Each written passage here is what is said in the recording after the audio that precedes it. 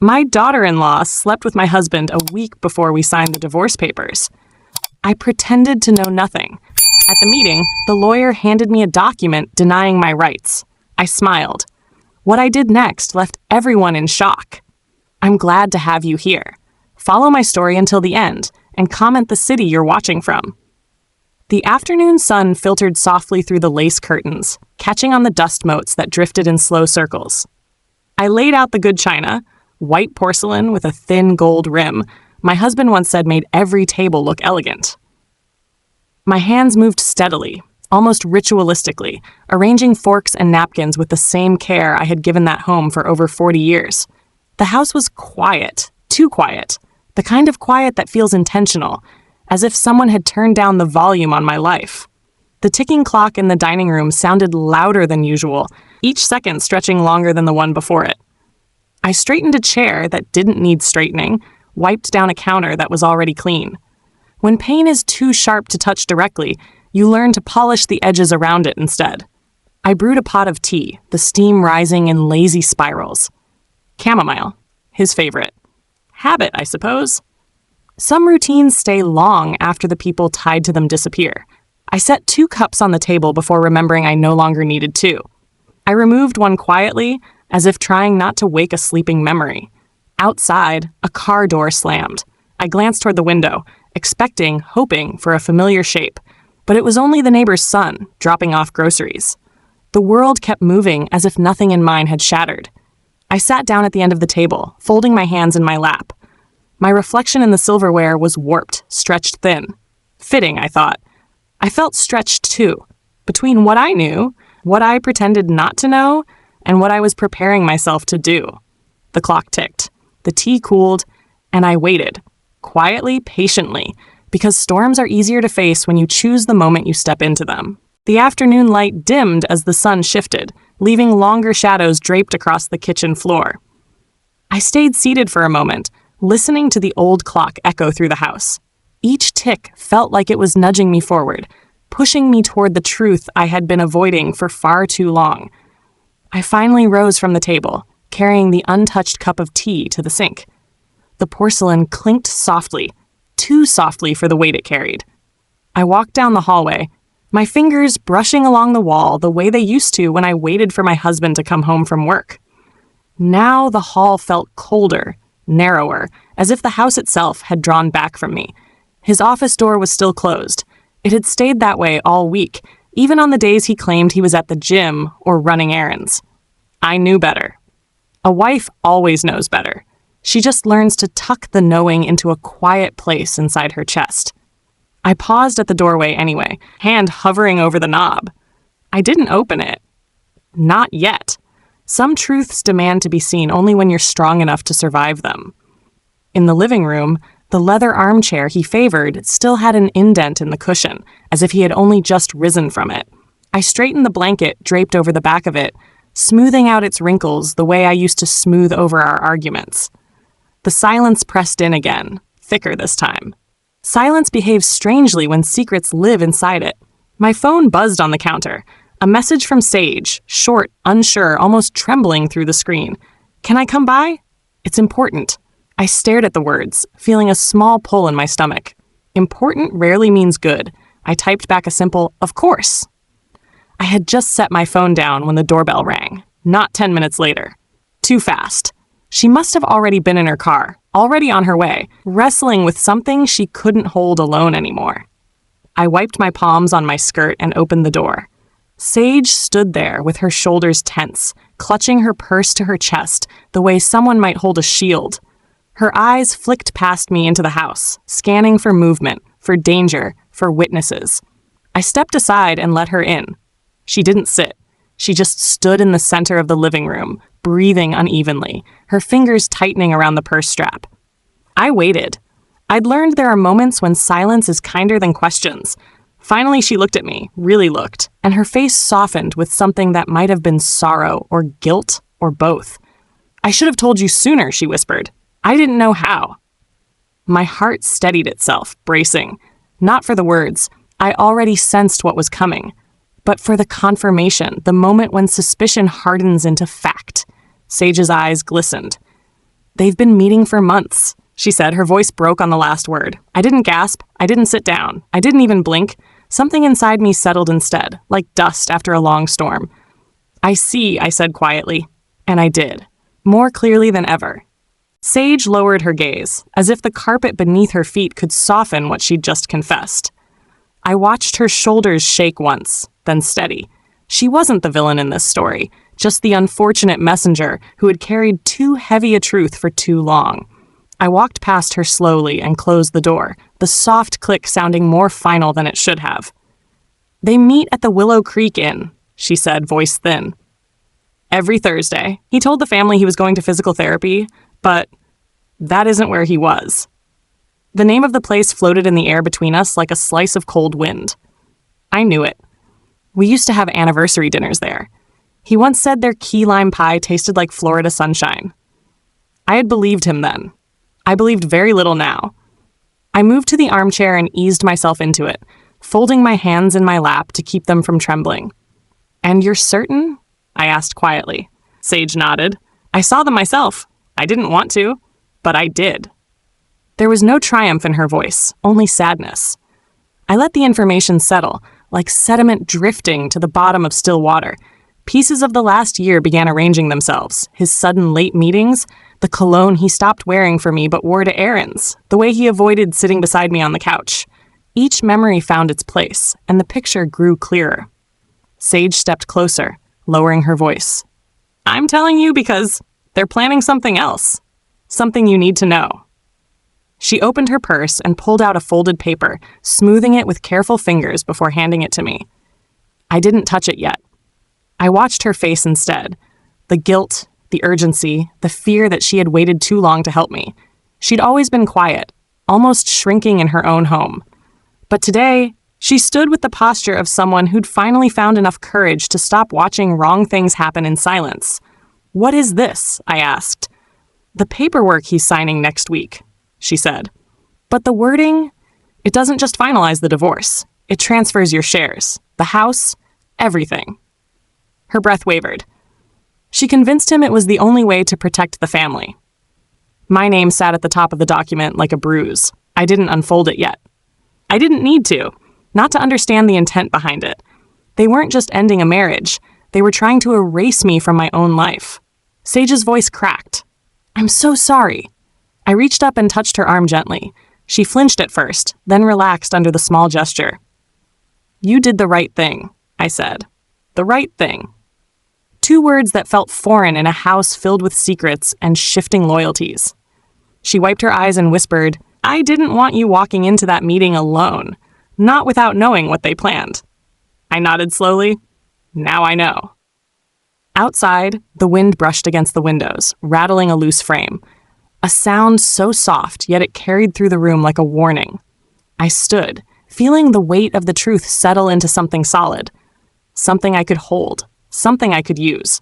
I looked toward the hallway, toward the closed office door where my husband had hidden his secrets. For the first time in months, I didn't feel small. I felt steady, because knowing the truth changes everything, and now I finally did. I stood there for a long moment after Sage left, holding the folded document without opening it. The house felt heavier now, as if the walls themselves had absorbed her words and were waiting for my reaction. I placed the paper on the coffee table and sank slowly onto the couch. The cushions didn't give the way they used to, or maybe I had forgotten how to relax into anything at all. The quiet wrapped around me again, but it wasn't the same quiet as before. This one had weight, shape, edges. I could almost feel it settling across my shoulders, pushing my spine straighter, demanding I remember everything leading to this point. My eyes moved to the photographs along the mantel. Years of captured smiles. Annual trips, holidays, family portraits where my husband stood close beside me, his hand resting gently on my shoulder. I rose and walked toward them, touching the corner of one frame. The glass was cool. The memories behind it were even colder now. He had once brought me flowers every first Friday of the month. Tiger lilies, my favorite. He'd said they reminded him of my strength. I used to keep the petals pressed inside books, believing gestures meant something permanent. Over time, the lilies stopped. First gradually, then completely. I remember thinking he must be overwhelmed with work. I gave him grace he never asked for, grace he used elsewhere. I traced the outline of our wedding photo. I looked young in it, hopeful, leaning slightly into him. I wondered when exactly he had leaned away. Maybe it wasn't sudden. Maybe it was the slow kind of betrayal, the kind that settles quietly in unnoticed spaces until one day the room is full and you can't breathe. I moved to the kitchen, turning on the small lamp near the sink. Its warm glow softened the hard corners of the room. I opened a drawer and found an old notebook, the one I used to write grocery lists and holiday menus. I flipped it open. On the inside cover was a note from him, scribbled in blue ink, "Don't forget to buy yourself something sweet."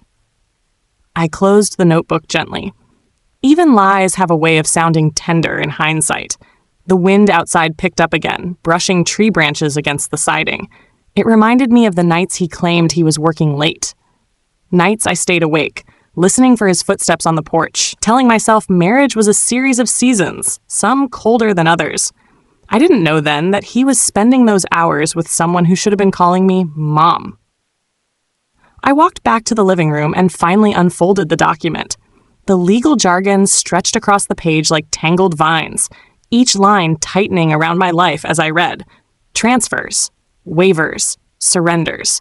My signature at the bottom of it would have erased me from everything I had built. He had left the pen marks blank for me, as if expecting my compliance. As if my silence all this time had been agreement rather than restraint. I smoothed the creased paper and set it aside. My breath felt steady, surprisingly so. I wasn't confused anymore, or hurt, or unsure. All of that had happened already, quietly, repeatedly, long before this moment. This was something else entirely. I looked toward his closed office again. The truth had been living behind that door for months, but it no longer mattered what I would find there. I didn't need proof of their betrayal. I had something far more powerful, clarity. And with clarity comes choice. For the first time in a long time, I felt myself choosing. Sage's confession lingered in the air long after she had walked out the front door. The house felt different now, less like a home and more like a stage where every scene from the past year had been performed with me as the only one who didn't know the script. I moved slowly through the living room, touching the back of chairs, adjusting a curtain, letting my fingers skim across surfaces that had once held warmth. Everything felt unfamiliar, even though nothing had changed except what I knew. I picked up the document again and folded it neatly, sliding it into the drawer of the hallway table. Not to hide it, just to keep it from staring at me. I didn't need the words on that page to remind me of what had been taken behind my back. I understood enough. My phone buzzed. A name I hadn't seen in months lit up the screen. Marlene. My oldest friend. Someone who had lived through every version of me. Young bride, tired mother, hopeful woman, silent wife. I answered, trying to steady my voice. "I was just thinking about you," she said. "Are you home?" Her voice was warm in a way my house hadn't felt in a long time. I told her yes, and she arrived within 15 minutes, letting herself in the way she used to when we were raising our sons together. She carried a grocery bag, but her eyes carried something heavier. She set the bag down and stepped closer, studying my face with the kind of attention only someone who truly loves you can give. "You look like you haven't slept," she said softly. I didn't answer. I didn't need to. She'd always known how to read the quiet parts of me. "I saw him," she finally said. "At the hotel. And she was with him." Her voice didn't shake. There was no hesitation, no second guessing. Just a calm honesty I hadn't realized I needed. So Sage wasn't the only one who knew. Others had seen it too. The truth had been circulating around me like a storm cloud, and somehow everyone else had heard the thunder before I did. Marlene placed a small envelope on the counter. "I didn't want to get involved," she said. But then I remembered, you've never deserved to walk into anything blind. Inside the envelope were photos, nothing indecent, nothing that would violate anyone's dignity, but clear enough to show closeness where it didn't belong. They were entering the hotel side by side, her hand brushing his sleeve, their smiles meant for each other, not for me. I looked at them briefly, then slipped them back into the envelope without a word. Marlene watched me closely. "You're not breaking," she whispered. "No," I said. "Not anymore." She nodded, as if she had expected that answer all along. Good, because they're trying to move money. I heard it from someone at the bank. Her warning settled into me with the same quiet certainty everything else had. I felt strangely grounded, like each revelation was placing another stone under my feet instead of knocking one away. Marlene took my hand, squeezing it gently. You're stronger than they think, she said. You always have been. After she left, I stood alone in the doorway, her words still warm in my palm where she had held my hand. The sky outside had deepened into evening, a slow wash of indigo stretching across the neighborhood. I closed the door and leaned against it, letting the weight of the day rest with me for a moment. I wasn't shaken anymore. I wasn't lost. I wasn't waiting. I finally knew who my allies were, and I finally understood the difference between being silent and being powerless. Night settled over the house slowly, crawling into the corners the way doubt once had. But tonight, doubt didn't linger. It didn't have anywhere left to root itself. I walked through the kitchen, turning on a small lamp near the stove, its warm glow casting a soft circle across the counter. The envelope Marlene had given me lay beside the fruit bowl. I didn't open it again. Once was enough. I brewed another cup of tea, letting the steam rise and brush my face. The quiet wasn't suffocating anymore. It felt purposeful, like the calm before a deliberate step forward. I sat at the table, wrapping my hands around the mug. The warmth steadied me. The bank, their names, the movement of money. Pieces of information from Sage and Marlene began to connect, forming a path I hadn't been willing to follow before. Now it was impossible not to see it. I reached for my planner, an old leather-bound one I'd used for years. Inside were notes, phone numbers, small scraps of paper with reminders. I flipped to the back where I kept records of accounts, passwords, dates, things my husband once relied on me to manage. Things he must have assumed I'd forgotten with age. He underestimated memory. He underestimated me. I checked the last withdrawal he had made from our joint account. It was larger than anything he'd ever taken before. I traced the ink with my fingertip, feeling a strange sense of clarity settle over me. Betrayal wasn't abstract anymore. It had numbers, dates, receipts. I closed the planner and stood, carrying my tea into the living room. The lamp cast a soft halo across the family photos, dimming just enough that the smiles looked painted on. I walked past them without touching a single one. I didn't need to look at history to understand the present. In the quiet, my phone buzzed again. This time, it was a notification from the bank, an automatic alert I had set years ago, but rarely received. A pending transfer request. His name on it. A sum that made the air tighten around me. I didn't panic. I didn't freeze. I simply went to the drawer, retrieved the document Sage had brought, and placed it beside the phone. 2 attempts at erasing me, sitting side by side in the soft lamplight. I took a slow breath. Then another. The office door at the end of the hallway remained closed, his kingdom of secrets. I walked toward it, my footsteps steady on the hardwood floor. When I reached the door, I didn't touch the knob. Not yet. I just stood there, listening to the silence on the other side. For months, I had avoided this room. I had tiptoed around his changes, made excuses for his absence, softened the sharp edges of my own suspicions. But tonight, something inside me shifted into place. Something firm, something unbreakable. I turned and went back to the kitchen, pulling out a notepad and writing down every detail I had learned in the last 24 hours. Dates, names, places, transfer amounts. I wrote until the page was full. Then I tore the paper from the pad and folded it once, placing it neatly in my purse. Not as evidence, though it could be. Not as a threat, though it would become one. But as a reminder that silence is not surrender. That knowing is not losing. And that preparation is its own kind of power. I turned off the kitchen light and let the soft glow from the hallway guide me back toward the living room. The house no longer felt heavy. It felt ready. Morning came quietly, slipping through the curtains in thin lines of pale gold. I had slept lightly if I slept at all. My mind had been moving long after the house fell still, sorting, arranging, preparing. When I finally rose from the bed, there was no heaviness in my limbs, no fog in my thoughts, just a calm steadiness, like I had stepped onto solid ground after months of walking on ice. I made coffee the way I always did, measuring the grounds with a small scoop worn smooth from years of use. The scent filled the kitchen, warm and familiar. I wrapped my hands around the mug and stood there for a moment, letting the quiet seep into me. It didn't feel like a void anymore. It felt like space. Space to think. Space to choose. Space to act. I opened my purse and checked the folded paper where I'd written everything down.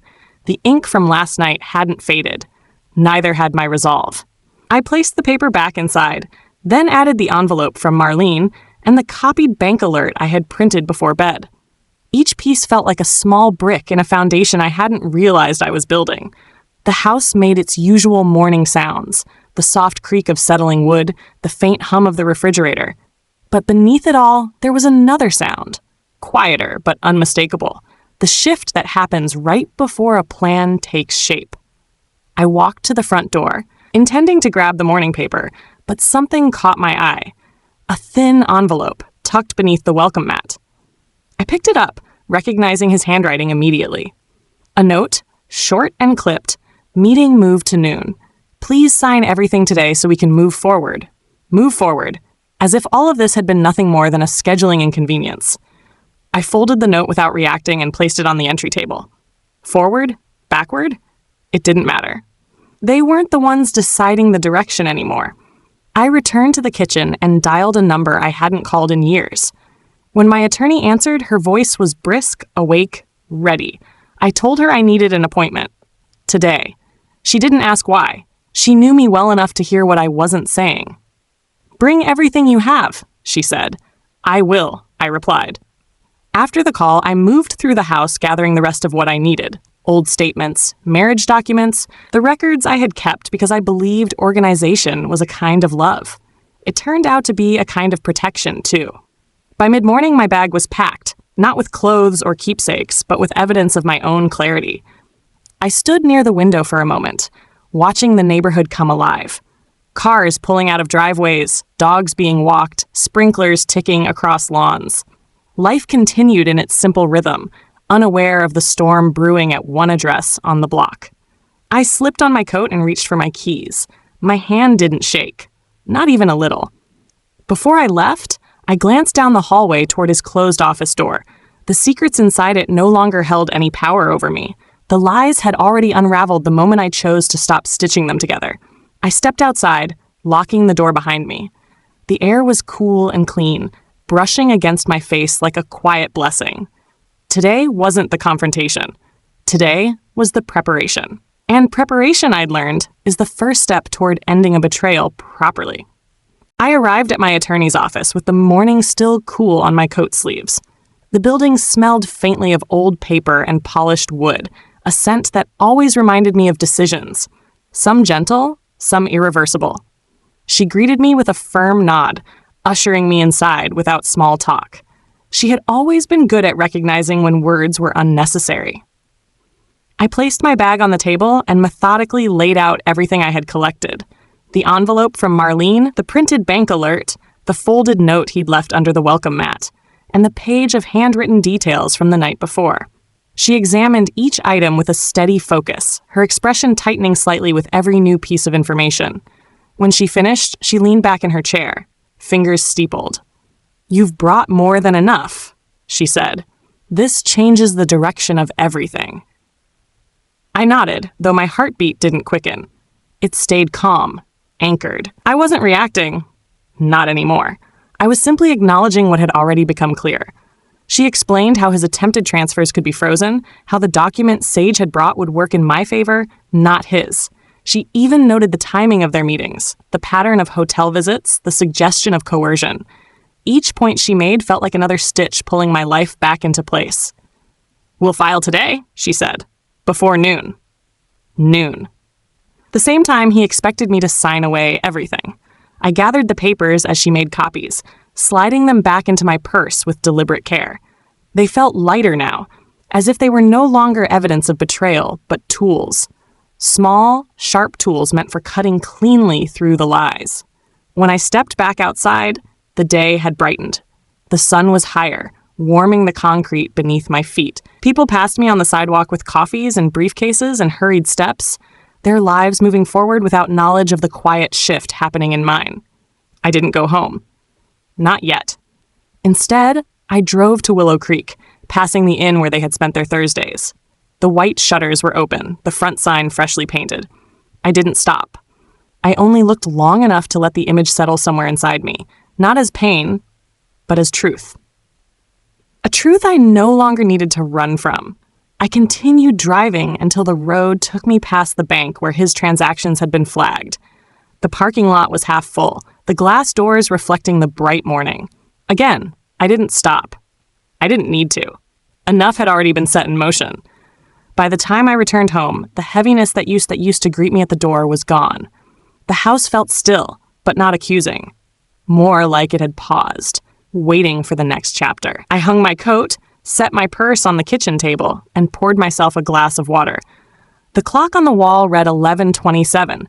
In 33 minutes, he would be expecting me at the meeting. He would expect compliance, a quiet signature, a final surrender. I took a slow sip of water and looked around the kitchen. The neat counters, the stacked plates, the sunlight easing across the floor. Everything felt clear. There are moments in life when you stop being the one who is acted upon. You become the one who acts. And as the clock ticked closer to noon, I knew exactly which one I was. I left the house at 11:45, locking the door behind me with a soft click. The street was quiet, lined with bare trees that cast thin shadows across the pavement. My steps were steady, unhurried. There was no rush in me anymore. Noon wasn't a deadline. It was an appointment I no longer feared. The drive to the meeting building took 7 minutes. I counted each intersection the way someone counts breaths during a long exhale. When I pulled into the parking lot, his car was already there, parked neatly, confidently, as if the world would bend the way he expected it to. I sat for a moment with my hands resting on the steering wheel. The air inside the car felt still, untouched. My purse sat beside me, holding everything my attorney had filed only an hour earlier. The freeze orders, the injunction, the formal response that turned their secret plans into a documented mistake. Power doesn't need to roar. Sometimes it only needs a timestamp. At 11:59, I stepped out of the car. The building's glass doors reflected my figure, small, silver-haired, wrapped in a light coat. But the reflection didn't look fragile. It looked composed, settled, someone who had stopped apologizing for taking up space. Inside, the elevator hummed softly as it carried me to the 3rd floor. When the doors opened, I saw them through the glass wall of the conference room, my husband and my daughter-in-law, sitting side by side. She was whispering something to him, her smile thin and practiced.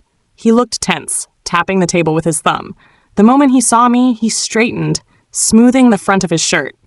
She leaned back in her chair, crossing her legs slowly, the way someone does when they believe the outcome is already theirs. I opened the door quietly and took my seat. No greeting, no accusation, just presence. The attorney they'd hired slid a stack of papers toward me. If you'll review these and sign at the bottom, we can proceed. I glanced at the signature line, my name printed neatly above it, a space waiting to be filled by compliance. My husband cleared his throat. "This is the easiest way for everyone," he said. "We can all move forward." My daughter-in-law added, "It's really best if we handle this gracefully." Grace, a word she had never earned the right to use. I folded my hands on the table. "Before we begin," I said, "you should check your email." They both frowned. "Why?" he asked. "Because," I answered softly, "your attorney has just received documents from mine." His expression flickered, confusion first, then something sharper. He reached for his phone. She leaned in to look at the screen with him. Their faces shifted at the same time, draining slowly of color as they scrolled. Bank freezes, asset holds, counterfilings, evidence logs, dates, times, photos. Every quiet truth laid out in legal language. My husband's jaw tightened. My daughter-in-law's breath caught, almost imperceptibly, like a curtain fluttering before it falls. "You filed?" he whispered. I nodded. "And you knew?" she asked, voice thin. "Yes." Silence filled the room, thick but controlled. I didn't look at them. I didn't need to. The attorney across the table cleared his throat nervously. "It appears we need to. Pause today's meeting." My husband looked at me then, really looked, as if seeing someone he'd never bothered to understand. I slid the unsigned document back toward him. "I don't sign things I don't agree to," I said. "Not anymore." I stood, smoothing the front of my coat, and gathered my purse.